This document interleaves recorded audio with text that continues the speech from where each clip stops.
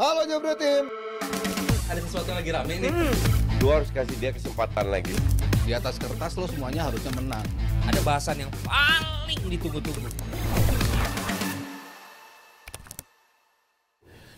Aduh, baru aja ganti pelatih nih AC Milan, tapi tiba-tiba kok banyak lagi nih percikan-percikan drama di dalam dari tim AC Milannya Consecao, Mas Adia nih. Ya, beli pemainnya juga gua rasa sih untuk membungkam para fans ya, karena fansnya bergejolak, kurva sud sempat demo juga di match lawan Parma, mereka silent the whole game.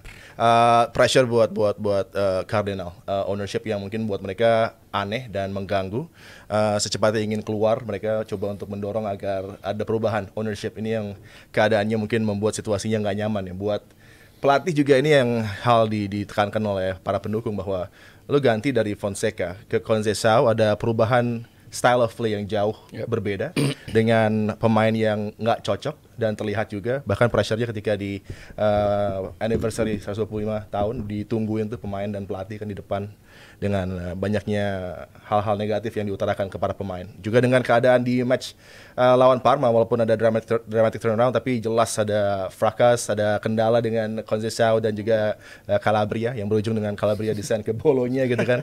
Pergantian pemain yang didatangkan pun sepertinya ingin coba untuk meredam suasana dengan datangnya amunisi baru, tapi nggak berjalan sesuai dengan rencana di game menghadapi Feyenoord dengan Jimenez yang begitu emosional ya return ke The Kuip, tapi resultsnya Paixão di menit ketiga tidak mampu untuk mengamankan keunggulan tipis nih buat Milan buat Feyenoord untuk dibawa ke Milan. Iya, tadi lo bilang ada perubahan, mungkin lebih jelas mainnya dibandingkan di era Fonseca. Di era Fonseca style play-nya menurut gua nggak jelas, artinya terlalu fluktuatif. Ditambah hasil di lapangan ya, dia nggak bisa dapat sequence of 3 wins ya, baru sekali doang gitu. Sementara di Conceição juga nih belum pernah dapat bahkan sequence 3 kemenangan. 2 ketika mereka memenangi Piala Super, itu lawan Juve menang, lawan Inter membalikkan dua-duanya bisa comeback dari ketinggalan, bisa menang. Tapi di pertandingan ketiganya mereka tertahan. Nah, Cagliari ya? Ya, Cagliari. Lalu 2 pertandingan lagi mereka menang, game ketiga ketahan lagi. 2 pertandingan lagi mereka menang, kemarin kalah lawan Feyenoord. Jadi sequence of gamesnya itu nunjukin tidak adanya konsistensi yang coba dibangun oleh Conceição. Fonseca bahkan berkomentar bahwa lo megang Milan seperti lo nge-coin toss gitu. Lo nggak tahu akan dapat sisi mana ketika mereka tampil di game yang tersebut gitu. Bisa muncul sebagai tim yang mainnya bagus, sequence permainannya luar biasa dan penciptaan peluangnya bagus dan bisa mencetak gol dan menang. Tapi di game berikutnya kayak lo ngelempar coin toss lagi, lo dapat Milan yang sama sekali nggak bisa ngikutin instruksi, Milan yang sama sekali detach antara pemainnya dan berujung kehilangan poin. Termasuk ini ketika mereka kalah lawan Feyenoord. Jadi ya masalahnya sih masih inkonsistensi, terutama yang tidak bisa diciptakan oleh Conceição dalam sequence yang cukup panjang. Ditambah lagi dengan ya drama-drama pemain juga yang ikut berkontribusi terhadap tidak bisa mulusnya transisi antara Fonseca ke Conceição. Ya, apa yang harus dilakukan oleh Conceição ya dengan new signings ini, juga dengan penampilan yang masih inconsistent, kita bisa lihat di lini serang dengan hadirnya pemain-pemain seperti Jimenez yang segar di sana, ada juga Joao Felix. Tapi kan juga kondisinya Felix apakah bermain di posisi yang ideal bagi dirinya karena masih ada Rafael Leao juga Pulisic. Jadi kendala untuk merotasi front line ini juga sangat-sangat menantang untuk Sergio Conceição. Di laga menghadapi Feyenoord mereka tidak bisa menemukan cara untuk membobol gawang dari Feyenoord. Defending dari Hansko dan kawan-kawan juga impresif ya sepanjang laga. Apa yang bisa dilakukan oleh Conceição terutama untuk memperbaiki penampilan di lini serang dan juga bagaimana untuk menciptakan lagi koneksi antara para pemain dengan para pendukung yang sudah begitu loyal sebenarnya untuk AC Milan. Ya, sebelum ke gamenya gue pengen bahas soal Mercato-nya Milan dulu bahwa ya ini adalah Mercato yang diciptakan oleh manajemen untuk mengganti Mercato yang buruk di Juni atau di summer kemarin. Makanya biasanya kalau tim itu gagal di Juni, mereka bakal habis-habisan di winter. Nah, ini mereka coba lakukan. Nama-nama yang didatangkan pun beberapa nama-nama yang fringe player di tim sebelumnya gitu, kecuali ya Jimenez emang di Feyenoord pun ya tim inti dan nggak mudah lo mendatangkan pemain-pemain baru untuk koneksi, untuk kohesi antar tim itu juga nggak mudah gitu. Cuman dengan materi yang ada sekarang paling enggak harapan gua pribadi bisa mengimbangi atau bisa juggling between those two competition, Champions League dan juga Serie A gitu. Nah, paling nggak itu yang coba diharapkan oleh manajemen gitu, dan nggak mudah juga bagi Conceição untuk menemukan lini serang yang oke. Padahal kalau dari segi nama ya oke semua gitu kan.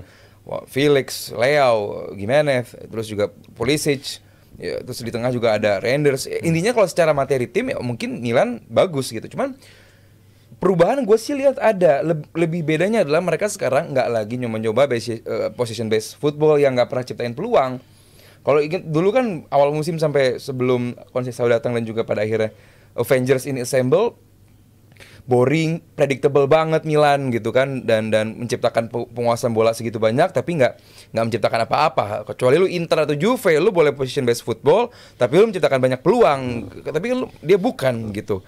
Nah, jadi Milan merubah gaya permainan mereka, mentweak permainan mereka, sekarang lebih menciptakan banyak peluang. Shotnya juga tadi menghadapi Feyenoord ini kan baru ngelepas dulu yang jadi asistennya Arne Slot kan, Boskart atau siapa gitu namanya. Jadi emang kondisinya pun kalau dibilang Feyenoord lagi kondisi dalam luar biasa, nggak juga. Mereka baru ngelepas pelatih, berarti ada masalah dengan tim ini. Tapi Milan nggak bisa memanfaatkan situasi yang buruk menghadapi Feyenoord kemarin. Cuman entah kenapa gue masih bisa melihat Milan comeback di leg kedua. Gue masih bisa lihat leg. Mereka main di home, mereka punya kesempatan untuk bisa unjuk kebolehan dengan new signings yang harapannya kalau tampil di home akan lebih nyaman gitu kan. Jatuh tuh. Balon hati. dan sepertinya timnya Conceição ini dan strateginya itu lebih works di cup competition. Makanya tadi gue bilang mereka bagus di Supercoppa, ketika tadi gue cerita comeback, lalu ketika di Piala atau Coppa Italia juga mereka ngalahin Roma dengan skor yang cukup mencolok juga, sehingga kayaknya nih kalau cup competition ini lebih works, lebih bisa feel-nya lebih dapet, pergantian pemainnya lebih pas untuk games ketika lo dituntut untuk bisa menang dalam rentang waktu yang segini. Kalau enggak ya lo adu penalti yang lo lebih risky gitu lo untuk lo bermain imbang gitu, lo mengharuskan lo sebuah kemenangan. Ya mungkin ini belum works ketika bertandang ke Feyenoord gitu, tapi ya tadi seperti kata Ali bilang, ya gue juga cukup yakin ketika mereka nanti balik lagi main di Milan, kondisinya akan berbeda menurut gue, dan materi pemain yang baru datang pun ternyata bisa cukup ngejel dengan cepat kok sebetulnya. Tapi belum dalam rentang yang panjang. Emang dalam baru beberapa period of the game aja mereka main bagus. Yo Felix lawan Roma luar biasa penampilannya. Golin juga. Ya Gimenez lumayan, dia bisa cetak assist buat golnya Felix gitu. Artinya mereka bisa menciptakan chemistry dalam waktu yang debut di pertandingan di mana mereka baru datang 2 hari sebelumnya.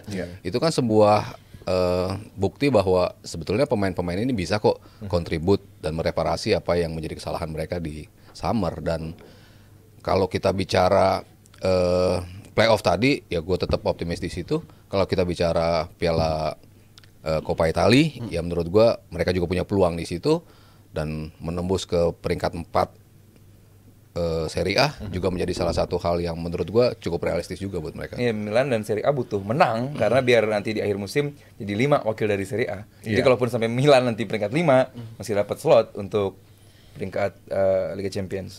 Dan impact dari derby della Madonnina juga masih terasa buat AC Milan. Dan juga bagaimana sekarang mungkin yang coba untuk dihindari adalah tidak lagi membebani terlalu berat di lapangan tengah bagi Reinders untuk bisa menciptakan gol-gol vital dan krusial, karena selalu saja mereka mengandalkan Reinders untuk bisa tampil, perform dan ciptakan gol. Pun juga dengan Fofana yang kayaknya udah agak kecapean juga terus dimainin sebagai starter week in week out tanpa adanya rotasi gitu kan. Ya, harapannya kan bisa rotasi, harapannya bisa mengistirahatkan beberapa pemain, karena itu gue bilang dari awal, makanya gue bilang sebulan lalu apa waktu di DPI Inggris bahwa nggak bisa Milan dengan materi tim yang sekarang ada main bagus di Champions League atau di Serie A bareng, karena sangat amat demanding banget gitu. Makanya dimasukkanlah beberapa nama-nama yang di atas kertas emang bagus gitu, dan kelihatan bedanya Mas ya kalau tim yang nggak bisa bikin gol terus datengin seorang nomor 9 yang bagus tuh.